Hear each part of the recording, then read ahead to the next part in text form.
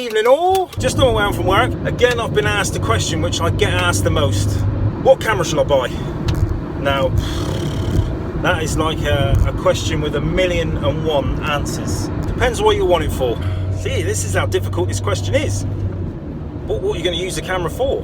Personally, if it was me, and if you're going into GCSE photography or A-level photography, or you're looking to have a future hobby in photography, go for a camera where you can change the lenses, because you've just got much more scope. You can put a macro lens up on the front if you're interested in macro.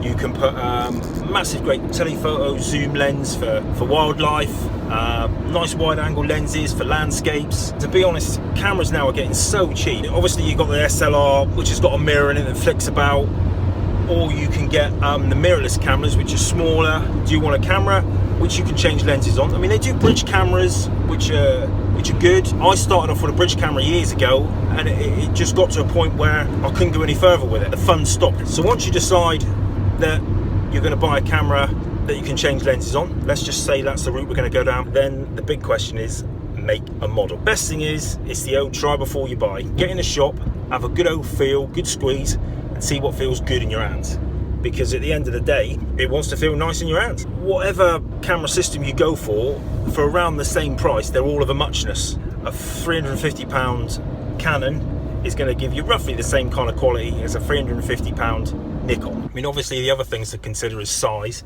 If you're going to be doing street photography, you don't want a humping great SLR because you're not very conspicuous. You can get smaller cameras now, with the old flip out screens on the back as well, so you can pretend that you're looking down but you're actually taking a picture of someone. But there's pros and cons for both. I mean, I've got a Canon 5D Mark II, well old now, thing's got to be 8-10 years old, but the batteries just go on forever. I can't remember the last time I charged my battery. But obviously the smaller cameras, the battery life, I've got friends that have got, I'm not going to say Sony cameras are bad, because I really like the looks of the Sony A7R cameras, who have got smaller mirrorless cameras like that. Awesome quality, but the battery life, I reckon will run out before I stop running.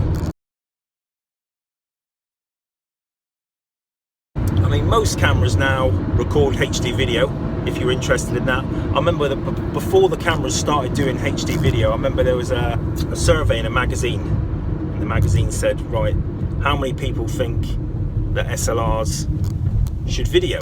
And I remember back at the time thinking, no, what the hell do I want a video with my SLR for? I take still pictures. But now, oh, the quality of the picture that comes out my SLR, awesome, unbelievable. Now with cameras, you can get little adapters. So say I've got a Canon camera, I can put a Nikon lens on it. You can buy a little adapter that goes between the lens and the camera body, so I can have a Canon, a little adapter, and a Nikon lens. And I'm pretty sure you can get these for pretty much all cameras. This is the good thing about changing lenses. You go to a car boot sale and someone's selling a load of old lenses, buy them all up, buy the little adapter, and you can chuck them on the front of your camera.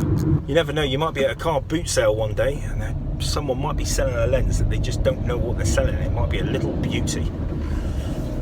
Obviously if you use the adapters, I don't think you would have the automatic focusing, but shoot manual anyway. So basically the moral of the story is, get a camera with interchangeable lenses. That's got to be the way forward, I think. I mean, I know bridge cameras out there are really good, just from personal experience, and if I was asking myself this question, what camera to buy, I would definitely go down the road, not necessarily an SLR, but definitely a camera where I can change the lenses. Because you go through spits and spans as well. If you're not feeling it with your landscapes, you can get a macro lens and have a go at macro, which is always cool. You go through, spells. You're not feeling it with your macro, you can get a nice telephoto lens, go to the zoo, go out, photograph some wildlife. But there's loads of factors, but I think the main thing is get in the shop, get your hands on the gear and have a squeeze and have a play, and see which is ergonomically most comfortable for you. I mean, Canon now do a, I think they do something, I think it's a Canon 100D or something. It's so small. It's an SLR camera, but it's so small. I don't know how they fit it all inside. It's flipping brilliant. In fact, I had a feel of one in a shop a while back, and yeah, they're so small. Cool. So if you're a maid, if you're a bird with smaller hands.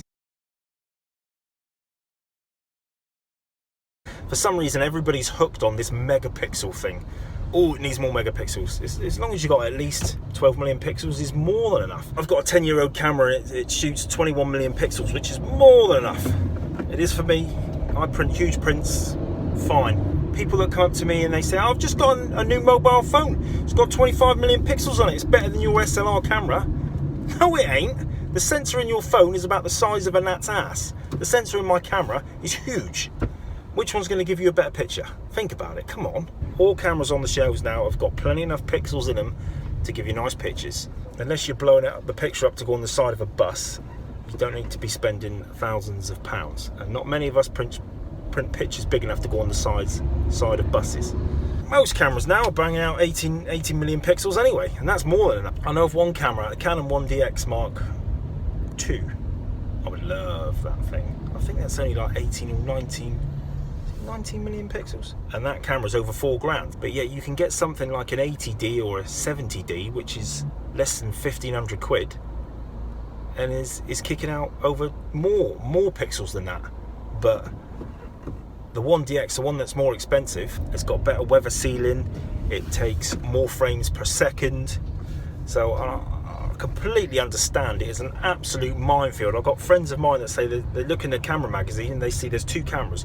One camera costs $2,000, has got a sensor with 26 million pixels, and there's another camera beside it that's $4,000, but it's only got a sensor with 18 million pixels on it. And they're like, well, why is that? You know, surely the one with more pixels has got to be better, but it's cheaper. So it's not always the case. You need to weigh up. So what you could do, I know it sounds a bit anal, make a list. Do you need a camera that you can change lenses with? Do you need a camera with a super high pixel count? Do you really need all those pixels? Pay more money for that. Do you need a camera that shoots 190 million frames a second? Do you really need that? Do you need a camera with all the weather sealing, the water sealing? Are you really going to be out in Arctic conditions? Are you popping to the North Pole at the weekend? Do you really need all that? Right, hope that helps. Moving a bit quicker now. Woohoo! Getting somewhere. Cheers! Come on, let me out. Let me out. 2 lanes, use them. Why people spend a lot of money on fast cars? Because I'm travelling home from work now, and this is about as fast as I go every night. What is the point in having a sports car? Oh, come on, you got 16 valves. At least use one of them. Yee, found the accelerator. There it is. Push down on it. Come on. Cheers, Blue. Cheers, dude.